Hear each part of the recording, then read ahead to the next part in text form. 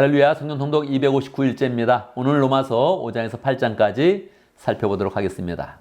로마서 5장에서 8장까지는 계속 복음의 그런 내용을 설명하면서 이제 1장부터 이어지는 복음에 대한 그런 그 내용을 핵심적으로 이제 완성해서 정리하고 있습니다. 초반부는 조금 더 칭의에 대한 그런 부분에 초점을 맞췄다면, 예수를 믿어서 의롭게 되는 것, 그것에 초점을 맞췄다면, 이제 8장까지의 그런 그 내용은 성화, 즉 우리가 예수를 믿어서 변화되는 그런 과정에 좀 더 초점을 맞추고 있습니다.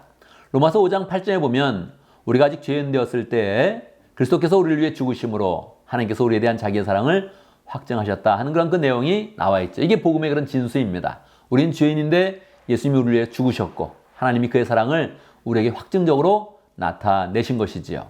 자, 여기서 멈추지 않고 바울은 더 풍성하게 복음의 내용을 설명하고 있습니다. 어떻게 설명할까요? 5장에 보면 아담과 예수님을 비유를 합니다. 아담이 누구입니까? 인류의 조상이지요. 그런데 한 사람의 범죄로 말미암아서 모든 사람이 죄인이 되었다는 것입니다.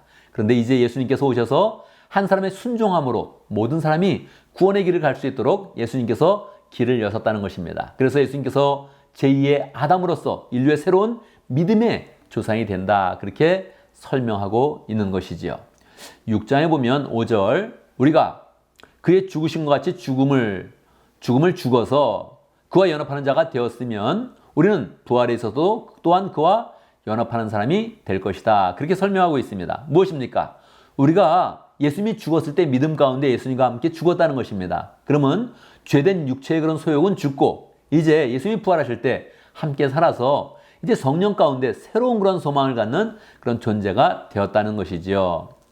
자, 6절, 우리 옛사람이 그리스도와 함께 십자가에 죽은 것은 죄의 몸을 멸하여서 우리가 다시는 죄의 노예가 되지 않게 하는 것이다. 그래서 우리는 이제 죄의 종이 되는 것이 아니라 의의 종이 되는 것이며 성령의 종이 되는 것이다, 그렇게 설명하고 있는 것이지요. 7장에서는 이 복음의 그런 그 내용, 특별히 유대인들을 생각하면서 그 혼인의 그런 비유를 설명해 주고 있습니다. 유대인들이 처음에는 율법을 믿었잖아요. 그것이 율법의 그런 종된 그런 그 모습으로 나타난다는 거예요. 특별히 5절에 보면 이전에 율법으로 말미암아 일어난 죄의 욕정이 우리 몸에 지쳐내서 죽음의 열매를 맺었다. 무엇입니까? 율법에서 여러 가지를 하지 말아라 할 때마다 하고 싶은 그런 그 마음도 들고 그것을 잘 지키지 못하면서 우리는 죄의 그런 영향력 가운데 있다는 것입니다. 자, 그런데 6절, 그러나 지금은 우리를 올감했던 것에 대하여 죽어서 율법에서 풀려나게 되었다, 그렇게 설명하고 있는 것입니다. 율법에서 풀려나면 어떻게 되겠습니까? 성령이 주시는 새로운 정신으로 우리 하나님을 섬깁니다, 그렇게 선언하고 있는 것이지요. 자, 그러면 여러분의 그런 상태를 한번 생각해 보면서 그렇게 점검을 해보시죠. 우리는 분명히 죄에 대해서는 죽었습니다. 예수님을 통해서 살았습니다. 성령 가운데 살았습니다. 그리고 현실은 어떻습니까? 현실은 이제 죄에 대해서는 일절 생각하지 않고 계속적으로 성령의 것만 생각하고 하나님의 것만 생각하고 하나님의 은혜 가운데만 승리합니까? 그렇지 못한 것이죠. 우리는 분명히 예수님을 통해서 거듭났고 예수님과 함께 부활의 그런 그 감격을 가졌음에도 불구하고 아직도 우리는 죄의 영향력 가운데 있는 것입니다. 사도 바울이 이것을 고민하면서 설명하고 있습니다. 14절, 그러나 나는 육정의 메인 존재로서 죄 아래서 팔린 몸입니다, 그렇게 이야기하는 것입니다. 분명히 거듭났음에도 불구하고 예수님이 이제 의롭다 하셨고 죄가 없다고 선언했음에도 불구하고 아직도 죄의 영향력이 우리 가운데 있다는 것입니다. 그래서 15절, 내가 해야겠다고 생각하는 일은 하지 않고 도리어 해서는 안 되겠다고 하는 일을 하고 있다는 거예요. 이게 무슨 일입니까? 속사함으로서는 하나님의 법을 따르는데 실제로 육신, 이 내 지체로서는 죄의 법을 따르고 있다는 것입니다. 그래서 자기의 그런 상태를 탄식하면서 사도 바울이 이야기합니다. 23절, 내 지체는 죄의 법이 나를 포로로 만들었다 선언하면서 24절에서 나는 비참한 사람이다. 누가 나를 이 죽음의 몸에서 나를 건져주겠습니까? 그렇게 탄식하고 있습니다.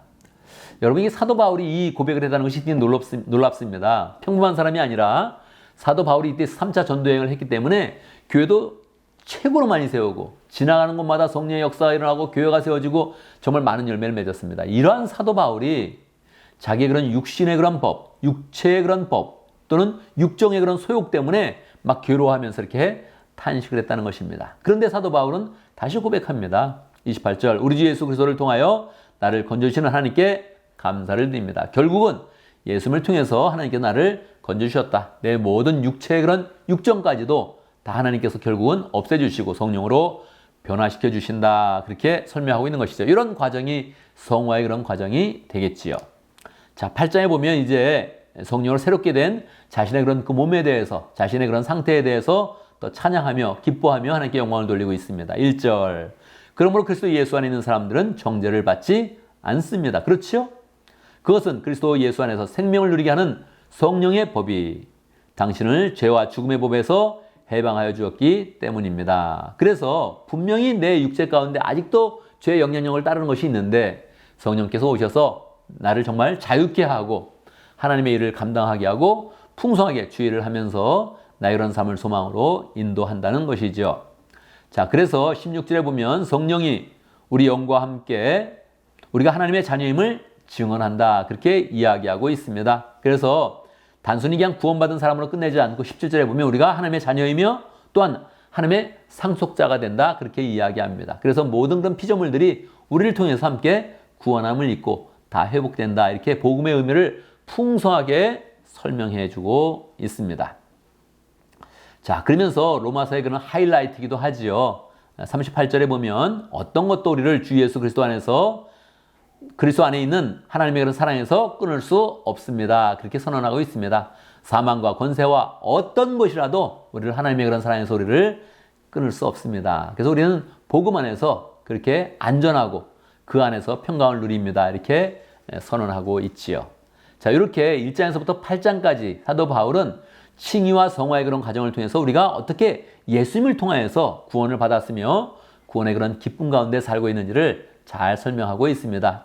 9장에서 11장은 좀 특별한 그런 주제를 다루고 있고 12장부터는 적용의 문제를 다루고 있는데 내일과 모레 함께 또 우리는 성경을 살펴보도록 하겠습니다. 감사합니다.